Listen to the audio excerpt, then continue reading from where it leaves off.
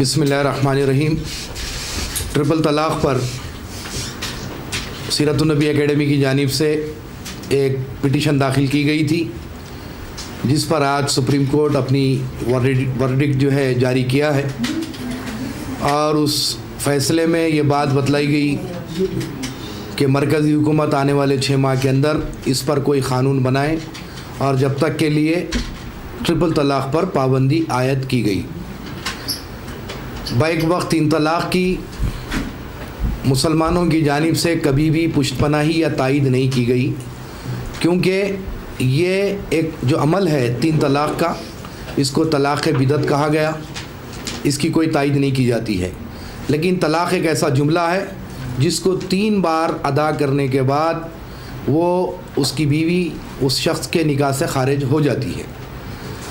تو لہٰذا یہ جو مدعا ہے کہ 3 طلاق پر پابندی، کوئی بھی آدمی ایک وقت میں 3 طلاق اگر دیتا ہے تو از روئے شرع مسلم پرسنل لاء کے حساب سے وہ طلاق ہو جاتی ہے۔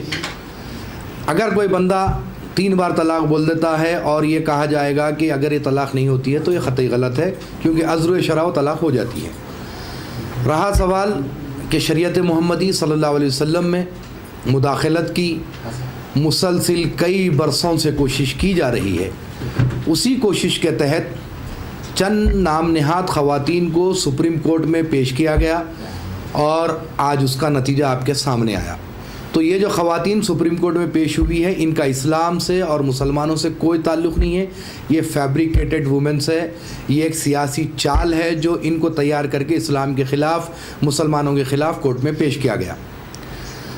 اور مسلمانوں کا ہی ہندوستان میں صرف ایک کوئی پرسنل لا نہیں ہے، کئی اور مذاہب ہے، کئی اور کمیونٹیز ہے جس کے اپنے پرسنل لاز ہے، جو سب لوگ اپنے پرسنل لاز پر چل رہے ہیں۔ یہ مسلمان سنگل خالی نہیں ہے یہاں پر پرسنل لا پر، لیکن مسلمانوں کو مسلسل ٹارگٹ کیا جا رہا ہے۔